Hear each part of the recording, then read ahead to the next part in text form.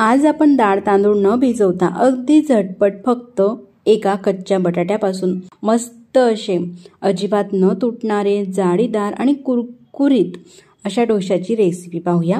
Recipe अगदी perfect आहे आणि सोपी सुद्धा आहे। रेसिपी आवडल्यास तर आपल्या देवदर्शन किचन चॅनलला लाईक, शेअर आणि सबस्क्राइब करायला विसरू नका। मग कुरकुरीत डोसा बनवण्यासाठी या ठिकाणी आपल्याला सगळ्यात आधी मिक्सरचं भांडं घ्यायचं आहे आणि त्या भांड्यामध्ये घरातील कोणत्याही कपाने किंवा वाटीने 1 वाटी रवा घ्यायचा आहे। रवा तुम्ही कोणताही घेऊ शकता, जाड किंवा बारीक। ज्या वाटीने रवा घेतलेला आहे त्या वाटीने अर्धी वाटी या ठिकाणी मी दही घेते। दही हे आंबट आहे म्हणून मी अर्धी वाटी घेतलेली आहे। त्यानंतर 2 चमचे मैदा घ्यायचा आहे किंवा गव्हाचं पीठ सुद्धा घेऊ शकतात, पण गव्हाचं पीठ न घेता मैद्याचा वापर केला तर डोसा अगदी छान येतो। ज्या वाटीने आपण रवा घेतलेला आहे त्याच वाटीने पाणी घेतलेला आहे, तर एकदम पाणी न घालता अर्धी वाटी पाणी टाकलेलं आहे। अशा प्रकारे हे जे मिश्रण आहे ते मिक्सरला लावून फिरवून घेतलेलं आहे। असं स्मूथ हे मिश्रण झालेलं आहे। त्यानंतर एखादी बाउलमध्ये हे मिश्रण काढून घेऊ या प्रकारे। त्यानंतर 1 वाटी बटाट्याचे काप घ्यायचे आहे, म्हणजेच एक मीडियम साईजचा बटाटा घेतला। बटाट्याची साल काढून त्याचे तुकडे करून घेतले आणि स्वच्छ पाण्याने धुवून घेतलेले आहे। जेवढा आपण रवा घेतलेला आहे ना तेवढाच आपल्याला बटाट्याचे काप घ्यायचे आहे। घेतलेले बटाट्याचे तुकडे जे आहे मिक्सरच्या भांड्यात टाकायचे आहे।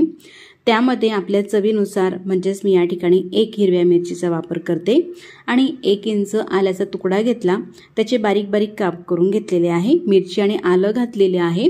यामध्ये पाणी न घालता असंच हे मिक्सरला लावून बारीक आपल्याला हे वाटून घ्यायचं आहे। मिरची आणि आल्याची चव डोशामध्ये एकदम छान अशी येते। त्यानंतर अशाच प्रकारची प्युरी हे जर का आपण मिश्रणामध्ये घातली तर यामध्ये काही बटाट्याचे कण असतात, त्यामुळे डोसा बनवताना तो डोसा तुटू शकतो। म्हणून काय करायचं, एखादी गाळणी घ्यायची आहे अशा प्रकारची आणि त्या गाळणीने ही जी प्युरी आहे ती गाळून घ्यायची आहे, म्हणजे काही कण अशा प्रकारचे जे राहतात ना ते संपूर्ण निघतात। त्यानंतर हे पूर्ण आपल्याला मिक्स करून घ्यायचं आहे। तुम्ही पाणी पाहू शकता, या ठिकाणी अर्धी वाटी आपण पाणी आधी वापरलेलं आहे आणि उरलेले जे अर्धी वाटी पाणी आहे ते आता यावेळेस आपल्याला घालायचं आहे। मिक्सरच्या भांड्यामध्ये टाकलं आणि ते पाणी सुद्धा अशा प्रकारे गाळणीमध्ये घातलं तर मिक्सरचं भांडं सुद्धा क्लीन होते आणि ही प्युरी सुद्धा आपल्याला व्यवस्थित अशी गाळता येते।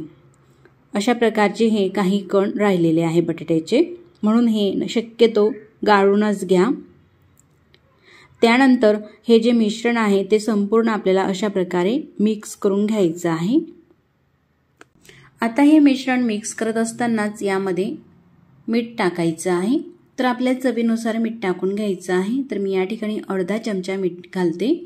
तर या ठिकाणी तुम्ही पाणी पाहू शकतात, जेवढा रवा तेवढं पाणी त्यापेक्षा थोडंसं राहिलेलं आहे, म्हणजे साधारण पाऊण वाटी पाणी लागलेलं आहे।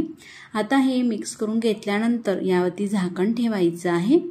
5 ते 10 मिनिटापर्यंत तरी हे झाकून आपल्याला असंच राहू द्यायचं आहे। तोपर्यंत मस्त डोशासोबत लागणारी चटणी आपण करून घेऊया। छोट्या मिक्सरच्या भांड्यामध्ये अर्धी वाटी खोबऱ्याची काप घ्यायची आहे, पाव वाटी फुटाण्याची डाळ, ओलं खोबरं घेऊ शकतात किंवा सुकं खोबरंही तुम्ही घेऊ शकतात। आपल्या चवीनुसार हिरव्या मिरच्या घ्यायच्या आहे, तर या ठिकाणी मी 2 मिरच्या घेतलेल्या आहे। त्यानंतर 1 लसूणची पाकळी घेतलेली आहे, मोठी आहे म्हणून 1 घेतलेली आहे, 2-3ही तुम्ही घेऊ शकतात। आणि थोडीशी फ्रेश स्वच्छ धुवून कोथिंबीर टाकायची आहे। चवीनुसार मीठ टाकायचं आहे आणि चटणी वाटली जाईल एवढं पाणी घालायचं आहे, अगदी थोडं मिक्सरला लावून वाटून घेऊ। आवश्यकतेनुसार पाणी टाकून अशी बारीक ही चटणी वाटून घेतलेली आहे। त्यानंतर एखादी बाउलमध्ये ही चटणी आपल्याला काढून घ्यायची आहे। चटणीला तडका द्यायचा आहे, म्हणून तडका पॅनमध्ये 1 चमचा तेल गरम केलं, त्यामध्ये पाव चमचा मोहरी आणि पाव चमचा जिरे टाकायचे आहे। जिरे मोहरी दोघं तडतडल्यानंतर हा जो तडका आहे तो चटणीवरती आपल्याला सोडायचा आहे। ह्या प्रकारे तडका चटणीमध्ये पूर्णपणे मिक्स करून घेऊ। अगदी झटपट आणि चवीला अप्रतिम लागणारी अशी आपली चटणी सुद्धा तयार झालेली आहे।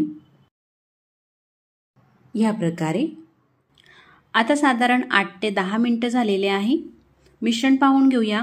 रवा यामधला फुललेला आहे, तुम्ही पाहू शकतात अशा पद्धतीचं हे मिश्रण झालेलं आहे। डोसा करूया। तवा सुद्धा तापण्यासाठी ठेवलेला आहे। तवा तापत आहे तोपर्यंत यामध्ये पाव चमचा बेकिंग सोडा घालायचा आहे, म्हणजेच खाण्याचा सोडा. आणि हे जे मिश्रण आहे असं छान फेटून घ्यायचं आहे. ह्या प्रकारे फेटत असताना मात्र एकाच डायरेक्शनने फेटायचं आहे.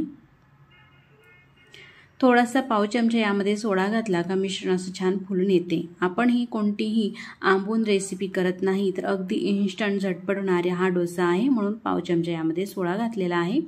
आता डोशाचे बॅटर सुद्धा तुम्हाला दाखवते. इतपतच पातळसर असायला हवं. तवा सुद्धा छान असा गरम झालेला आहे. त्यानंतर तव्याला तेल लावून घ्यायचं आहे. तुमच्याकडे जर का ब्रश असेल तर ब्रशचा वापर करा, नसेल तर कांदा घ्यायचा आहे छोटासा आणि तो चिरून अशा प्रकारे सुरीला टोचून घ्यायचा आहे. कांद्याने तेल थोडंसं लावून घ्यायचं आहे. अगदी थोडंसंच तेल हे लावून घेतलेलं आहे ह्या प्रकारे. आणि मस्त असा कडकडीत गरम झाल्यानंतर गॅसची फ्लेम मीडियम करायची आहे. अगदी थोडंसं पाणी शिंतळायचं आहे आणि एखादी कॉटनच्या रुमालाने किंवा टिश्यू पेपरने हे पाणी पुसून घ्यायचं आहे. आता डोसा करू.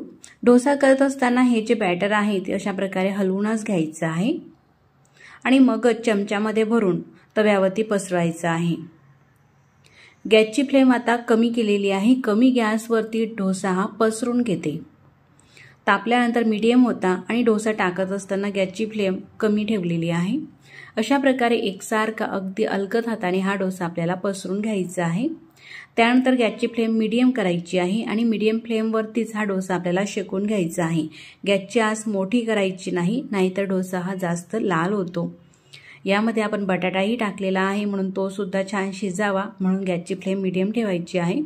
त्यानंतर अशा प्रकारे तेल वरतून लावून घ्यायचं आहे. कांद्याने पूर्ण तेल हे लावून घेते. मस्त असा कुरकुरीत होईपर्यंत हा डोसा आपल्याला शेकू द्यायचा आहे. तवा हा मोठा आहे, डोसा सुद्धा मोठा आहे. सर्व बाजूंनी एकसारखा छान शेकावा, त्यासाठी हा जो तवा आहे आपल्याला अशा प्रकारे फिरवून घ्यायचा आहे, म्हणजे एकसारखा असा डोसा हा शेकला जातो. जर का नाही फिरवला तो आतमध्येच लालसर होतो आणि आजूबाजूला डोसा हा पांढरा राहतो, तो व्यवस्थित होत नाही.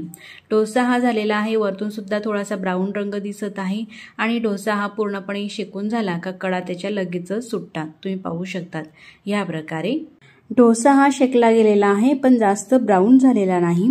आणखीन जर का आपल्याला हा ब्राऊन करायचा झाला तर अशा प्रकारे काही सेकंदपर्यंत पुन्हा शेकून घ्यायचा आहे तवा फिरून. तुम्ही पाहू शकतात काय मस्त अशी जाळी दिसत आहे डोशाला.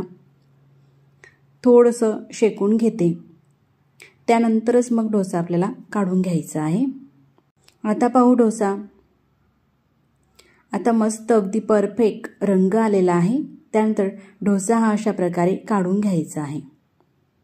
तर मंडळी, अगदी झटपट आणि चविष्ट असे 10 ते 15 मिनिटांमध्ये हे डोसे आपण बनवून घेऊ शकतो.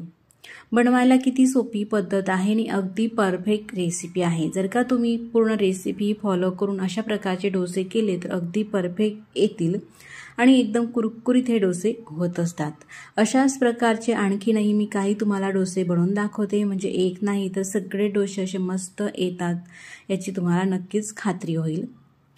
दुसरा डोसा बनवत असताना तव्याला तेल सुद्धा लावलेलं नाही किंवा पाणी सुद्धा शिंतळलेलं नाही. गॅसची फ्लेम मोठी होती. कडकडीत तवा तापून घेतला, त्यानंतर मीडियम केला आणि मीडियम गॅसवरती मीडियम ते कमी गॅसवरतीच हा डोसा आपल्याला पसरून घ्यायचा आहे. आणि डोसा पसरून झाल्यानंतर लगेचच आपल्याला थोडी गॅसची फ्लेम वाढवायची आहे आणि अशा प्रकारे तेल हे लावून घ्यायचं आहे. कितीही मोठे डोसे करा, अगदी छान असे एकसारखे होतात, कुठेही तुटत नाही किंवा चमच्याला हे डोसे चिटकत नाही. असं थोडंसं तेल सोडल्यामुळे डोशाला छान कुरकुरीतपणा येतो आणि रंगही छान येतो. तर मंडळी, अशा प्रकारचे झटपट डोसे तुम्ही सुद्धा करून पहा आणि ही रेसिपी तुम्हाला कशी वाटली मला कमेंट्स करून नक्कीच कळवा. व्हिडिओ आवडल्यास तर आपल्या देवदर्शन किचन चॅनलला लाईक, शेअर आणि सबस्क्राईब करायला विसरू नका.